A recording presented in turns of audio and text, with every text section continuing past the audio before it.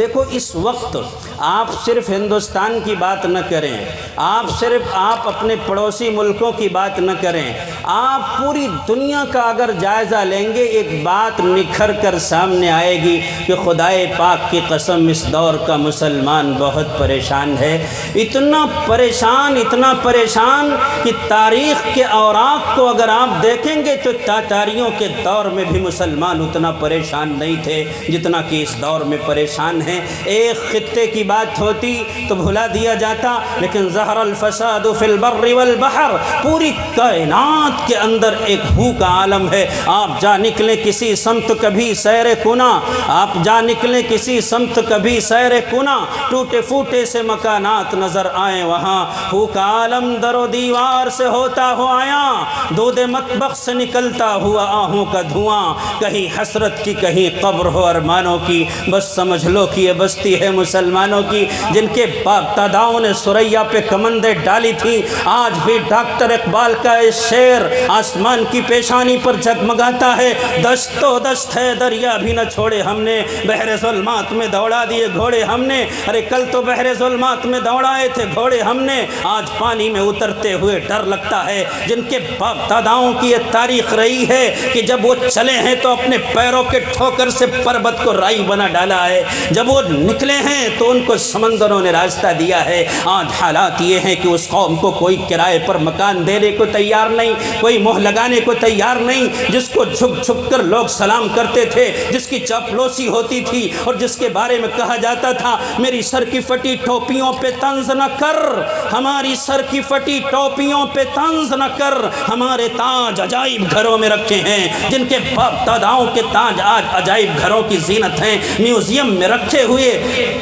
لوگوں کی زیارت گاہ بنے ہوئے ہیں، آج ان کی نسلیں اتنی پریشان، اتنی بےکس، اتنی بے بس، اتنی مجبور، اتنی لاچار، آخر کون سی غلطی کر ڈالی ہم نے، کیا گناہ ہوا ہے ہم سے؟ میرے بھائیوں آج میں وہی بتانے آیا ہوں، کسی پر طنز نہیں ہے، کسی کی پگڑی نہیں اچھالوں گا، کسی کو گالی نہیں دوں گا، کسی پر بلا وجہ تبرہ اور سب و شتم نہیں کروں گا۔ میں تو آیا ہوں اس گھر کو آگ لگ گئی گھر کے چراغ سے، دل کے پھپھولے جل اٹھے سینے کے داغ سے، ہم نے اپنے پیروں میں کلہاڑی خود ماری ہے۔ میں بتانے آیا ہوں کہ غلطی ہم سے کہاں ہوئی ہے، ہم کیوں ذلیل و خوار ہیں، ہم کیوں رسوا ہیں، ہم پوری کائنات میں دھتکارے ہوئے کیوں پھرتے ہیں۔ لوگ انسان نہیں جانوروں کی قدر کرتے ہیں، ان کے خون کو لوگ اہمیت دیتے ہیں، لیکن آج اس زمین پر کائنات کے اندر ہمارا خون پانی سے زیادہ سستا کیوں ہو گیا؟ یہ قوم ہم سے سوال کرتی ہے، یہ نوجوان نسل ہم سے سوال کرتی ہے،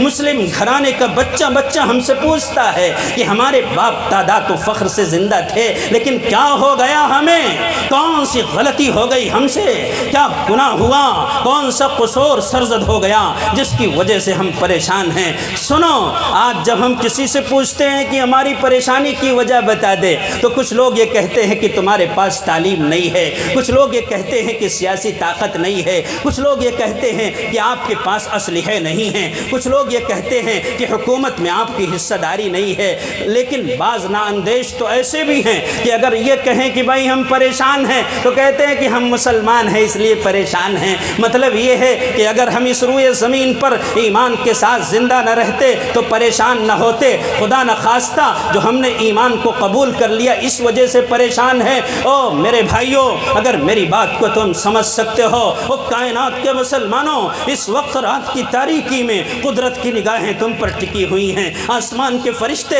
اپنے پروں کو بچھا کر تمہیں گھیرے ہوئے ہیں، اور ایک کمزور سا بندہ ہزاروں کلومیٹر دور سے آ کر تمہارے سامنے اپنی کمزور آواز کو رکھ رہا ہے۔ ضرورت پڑے تو یہ پگڑی تمہارے قدموں میں رکھ دوں گا، لیکن خدا کے واسطے میری بات کو سنجیدگی کے ساتھ سن لینا، اور اس نیت سے سننا کہ عملی پیکر بن کر ڈھل جائیں گے، پلوں سے باندھ لیں گے، دامن سے اسے وابستہ کر لیں گے، دل کے نہا خانے میں جگہ دیں گے۔ میرے بھائیوں، ایمان ہماری ہماری پریشانی کی وجہ نہیں ہے، اسلام ہماری پریشانی کی وجہ نہیں ہے۔ قرآن کریم کہتا ہے وَلَا تَهِنُوا وَلَا تَحْزَنُوا وَأَنْتُمُ الْأَعْلَوْنَ إِن كُنتُم مُؤْمِنِينَ۔ تم بزدل مت بنو، تم سستی مت دکھاؤ، تم کسی کے سامنے جھکو مت۔ سنو خدا کا فرمان ہے مسلمانوں، خدا کا فرمان ہے کہ تم کامیاب رہو گے، تم غلبہ اقتدار کے ساتھ رہو گے، تم سر بلند رہو گے، تم برتر رہو گے، تمہیں فوقیت حاصل رہے گی۔ شرط یہ ہے کہ تمہارے سینوں میں ایمان کی چنگاری ہو، تمہارے سینوں میں اللہ رب العزت نے جو ایمان دیا ہے اس کی شمع روشن ہو۔